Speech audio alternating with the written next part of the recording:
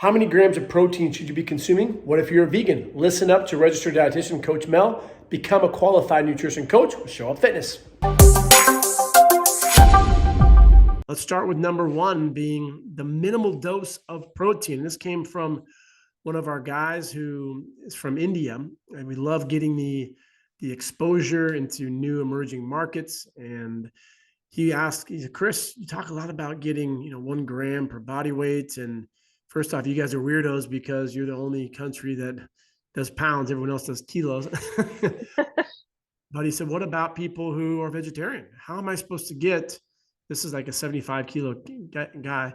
How am I supposed to get that much protein? Because it's easy to make a suggestion, go drink a protein shake. That's the meathead. And I want to open our horizons and dig a little deeper into that minimal dose that we can maintain and still grow muscles and muscle protein synthesis. And so let's have the expert digest that one, pun intended. I love it. So to be honest, if we look at the Institute of Medicine and the International Society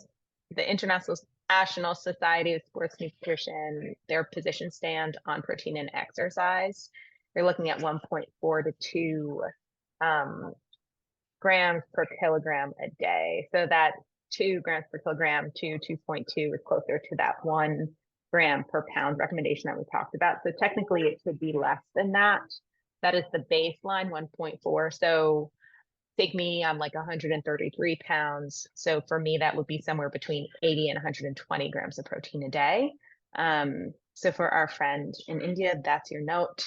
What I will tell you though, is while that is considered sufficient for most exercising individuals, it's still probably not ideal. We're still looking at like that 2 to 2.2. And there's even studies that talk about more than 3 grams per kilogram a day. So again, take me, if I'm talking from the lower end, 80 to 120 grams, I can promise you I'm not going to see any changes if I'm getting 80 grams of protein a day. 120 is maybe maintenance for me. But if we're looking at that 3 grams per kilogram a day, that's 180 grams of protein.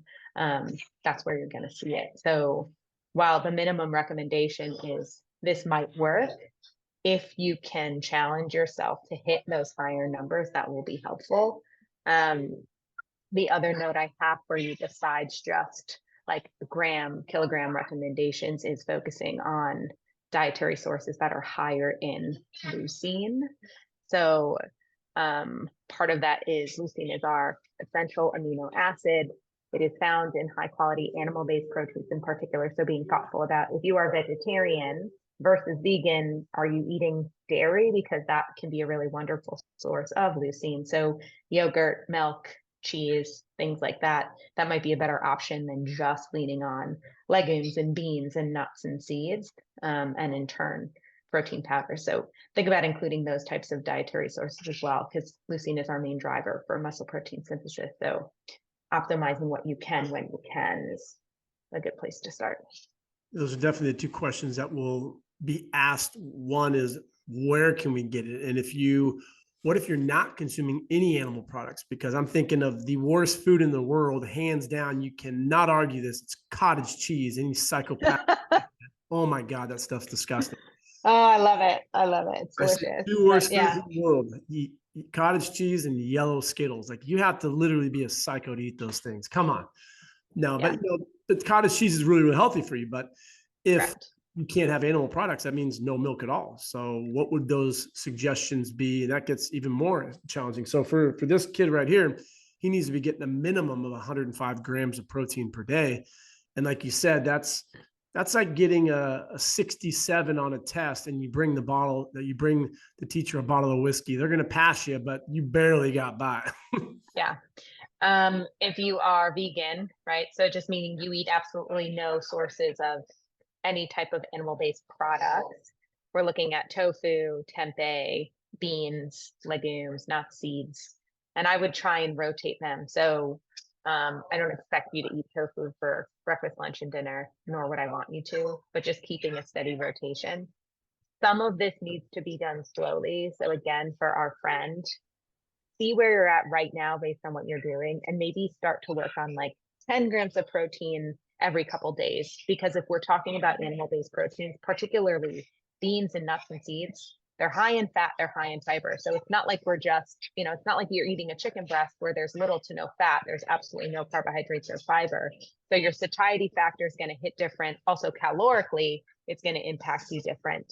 When we look at these plant-based protein sources, there are other nutrients involved, which is wonderful from a micronutrient standpoint, but can be harder for you to eat from a volume piece, right? You have to eat a couple cups of beans to really hit those higher numbers where you'd eat a smaller piece of chicken. So start very slow, start with the meals that you're having, maybe expand upon those meals as best as possible. Again, beans, nuts, seeds, maybe some whole grains, quinoa would be another option.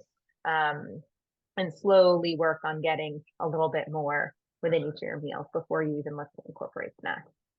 I really like how you said that, because you could easily make a recommendation that wouldn't be optimal per individual because you don't take into consideration the context. So for example, I've worked a lot with girls, and I'll do a food log analysis, and we're looking at like 30 grams of protein per day. And so if you give a blanket statement that you got to eat 110 grams, and now you take someone from 30 to 110, that's 80 grams, 250 calories per day. Do that over the course of a month, they're going to gain fat. And then they're going to say this trainer's an idiot because I worked with them and I gained 10 pounds. And that's not what we're suggesting. It needs to be little by little and appropriate for the individual. Are there supplements that you suggest for vegans? I know that Athletic Greens is a big one, or not Athletic Greens. Vega Sports is a big one. Are there recommendations that you have for supplementation if you are struggling to get that amount? Sure. I mean, starting with a protein powder over anything else is going to be your best option. So there are, Big is one plant-based protein option. Orgain is another one. There are bigger brands, Momentous, Ladder, that also have plant-based options. They're a little bit more expensive. I do like their formulations better, if I'm being honest. Also, the product does taste better. So, but actually being in India, I'm not sure what you have access to, because what we have access to here in the States, like I work with a couple expats who are kind of scattered all over the world, and we've had to adjust supplement protocols based on what they can have delivered to them. So that would be my other thought, but you can absolutely look for a plant-based protein. Most of them will be a combination of like a brown rice and pea protein, or you might see a soy protein isolate. I would like to see more of that combination of maybe a bean and rice, but same thing, use it not as your meal replacements, use it to support the dietary, like food in its natural form first, so you can get all of the other nutrients you need as well. One of the great things about this program is other courses like PN1 or NASM, they're just teaching you the nutrition, maybe the psychological side. But we also do the marketing side and social media. So you could be thinking, well, I don't know if I want to go buy all these proteins. One of the things we'll talk about in class, because I teach 1 day per week, Mel teaches 1 per week. They're all recorded. We get into the macros, the micros, the TDEE equations, macro equations, how to build relationships and network. But you could reach out to companies and say, I always say fabricate the truth a little bit, but I have 38 clients who I'm training regularly, and I want to recommend a high quality protein. I'm interested in your product. Could you please send me some samples? And they can send you a boatload of free samples for the trainer. There you go. You can start using that during your breaks. I just got a whole week's supply of meals delivered in Santa Monica because I reached out to a company and said, I have some clients who are interested, but I'm not just going to give them your product. I want to try it out first. Correct. So yeah. A whole week's supply of meals, and I'm going to try them, and we'll see if that partnership could potentially work. But you could easily set up some unique relationships with a food service or a supplement company. Now, the other question I know some may be thinking is the headlines that will get highlighted, such as protein's bad for your kidneys. And I know the case specific, there was one unfortunate situation with a girl, and I believe it was in Australia, and she was a competitor, and she was eating like a gram per body weight, and she died. And it's a nasty, nasty story, and it's unfortunate, but you need to look at the circumstances of consuming too much protein. If you have kidney or renal disease, you're working with that individual. Otherwise, if you don't have renal disease, you're okay, right? Correct.